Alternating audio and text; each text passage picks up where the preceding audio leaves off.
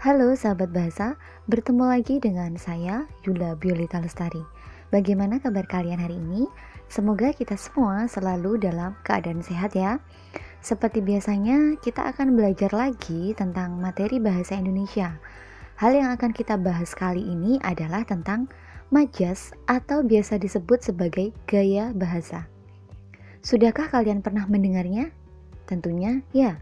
Semasa sekolah, kita pasti pernah sesekali dikenalkan materi ini oleh guru kita.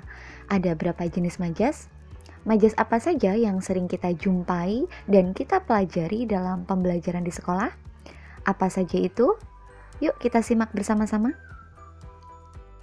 Jadi, sahabat bahasa, majas merupakan gaya bahasa atau ungkapan kata-kata penulis yang memiliki makna di luar makna aslinya, dan tujuan penggunaannya adalah untuk memperindah sebuah puisi atau bahkan sebuah teks bacaan yang lain. Jadi, majas tidak hanya digunakan di dalam sebuah puisi, tentu saja ya. Dalam menulis teks bacaan, misalkan teks deskripsi, penulis juga bisa menggunakan majas ya, sahabat bahasa. Langsung saja ya, kita akan belajar tentang beberapa majas yang seringkali dipelajari di sekolah. Apa saja itu? Jadi, ada majas metafora, kemudian ada simile, personifikasi, hiperbola, dan juga alegori. Seperti apa pembahasannya? Mari kita bahas lebih rinci lagi mengenai kelima majas yang sering dipelajari ini. Langsung saja, yang pertama adalah metafora. Majas metafora artinya yaitu mengibaratkan suatu hal dengan ungkapan atau kata-kata lain tanpa menyertakan suatu hal yang dimaksud. Di sini saya memiliki contoh sebuah puisi, ya. Bisa dibaca sendiri sahabat bahasa. Kemudian langsung saja kepada tulisan yang saya beri warna orange ya. Di situ ada keterangan, aku si kambing hitam. Segalanya hanya akan salah, kan seperti itu ya.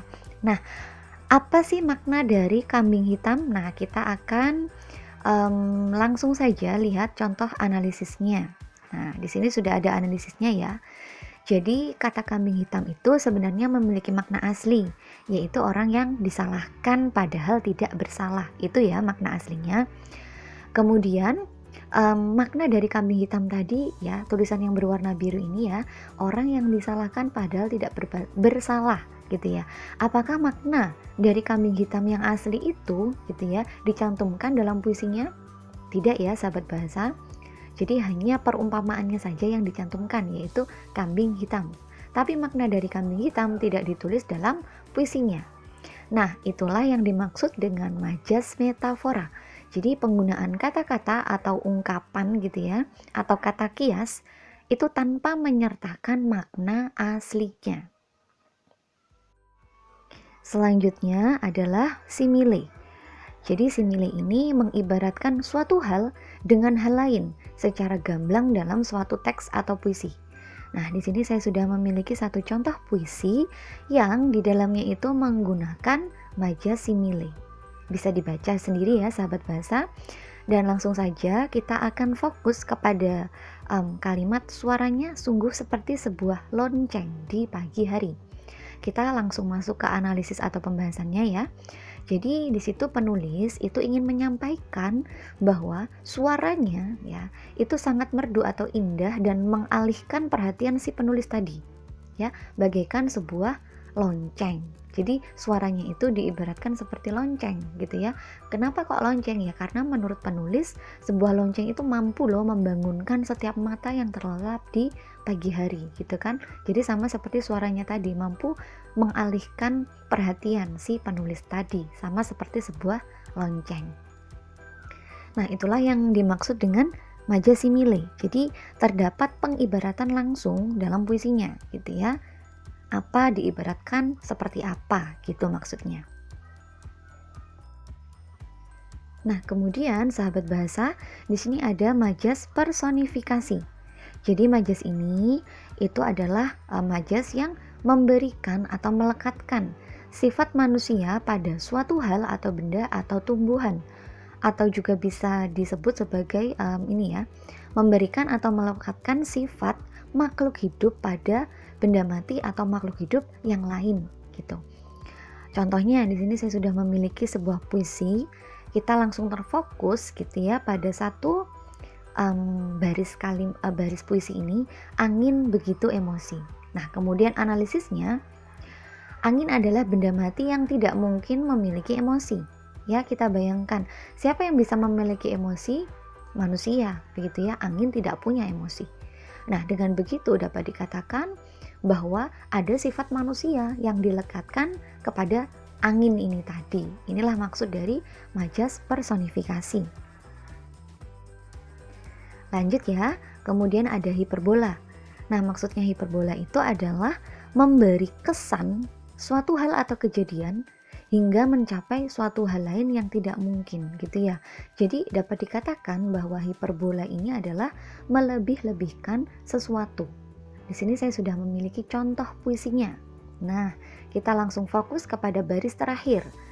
Bahagiaku melambung tinggi hingga ke angkasa. Kemudian untuk analisisnya, ya, ada sesuatu yang disampaikan dengan kesan berlebihan pada puisi tersebut. Seseorang merasa sangat bahagia dan karena bahagianya itu berlebihan begitu ya, maka penulis melebih-lebihkannya dengan menyebutkan bahwa bahagianya itu sampai-sampai bisa melambung tinggi loh hingga ke angkasa, padahal itu adalah sesuatu yang tidak mungkin benar-benar terjadi. Itulah maksudnya hiperbola, hyper gitu ya, berlebihan. Dan yang terakhir sahabat bahasa ada alegori. Jadi alegori ini adalah majas yang menggunakan suatu hal untuk mengibaratkan suatu hal yang lain secara penuh. Jadi sebagai simbol. Nah, di sini saya sudah memiliki satu contoh kasus. Ya, jadi ada seseorang gitu ya, kebetulan dia penulis, dia memiliki kisah hidup yang penuh dengan liku atau cobaan. Tapi dia selalu berusaha untuk mengikuti dan menjalani takdirnya. Kemudian, penulis itu ingin membuat sebuah puisi berdasarkan kisah hidupnya tersebut, tetapi menggunakan simbol atau kata-kata yang lain. Jadi, tidak secara gamblang gitu ya, membuat puisi menceritakan kalau kehidupannya itu begini, tidak ya, tapi menggunakan kata-kata lain sebagai simbolnya. Tidak langsung fokus kehidupan saya seperti ini gitu, enggak. Kemudian di sampingnya ini saya sudah memiliki contoh puisinya. Saya bacakan ya sahabat bahasa. Air yang jernih. Oh tidak, air tidak selalu jernih. Dia mengalir sampai ke hilir, melewati sungai dengan arusnya. Sungguh sangat berliku, bebatuan, kerikil tajam. Namun itu perjalanan, gitu ya. Kalau kita bisa tangkap gitu ya. Air ini adalah sebuah simbol atau lambang dari sebuah kehidupan. Jadi kehidupan si penulis itu diceritakan, diibaratkan seperti sebuah air tadi. Nah, bagaimana perjalanan sebuah air begitu ya, itu diceritakan dalam puisinya. Jadi secara tidak langsung sebenarnya penulis ingin menyampaikan, oh begini loh kehidupannya itu dalam bentuk air itu tadi. Nah, kemudian untuk analisisnya ya, kehidupan disimbolkan sebagai air yang mengalir di sungai sampai ke hilir. Banyak tantangannya, tapi itu adalah jalan kehidupan yang mau tidak mau harus dilalui oleh si penulisnya tadi. Nah, bagaimana sahabat bahasa? Apakah sudah cukup jelas dengan pemaparan materi tentang beberapa majas yang sudah kita bahas tadi? Kalau sudah, kita bisa lanjut ya ke uji pemahaman. Nah, sahabat bahasa, di sini saya sudah memiliki beberapa kutipan puisi. Silahkan sahabat bahasa analisis, masing-masing kutipan ini mengandung majas apa. Setelah itu, saya akan memberikan jawabannya. Dan jawabannya adalah, kutipan pertama mengandung majas simile, kedua personifikasi, ketiga alegori, keempat hiperbola, dan yang terakhir metafora. Nah, sahabat bahasa, akhirnya kita sudah selesai belajar tentang beberapa jenis majas yang seringkali kita jumpai ketika pembelajaran di sekolah. Bagaimana? Apakah video ini cukup bermanfaat untuk kalian semua? Jangan lupa ya untuk tonton video pembelajaran bahasa lainnya di channel ini ya. Selamat belajar dan sampai jumpa lagi.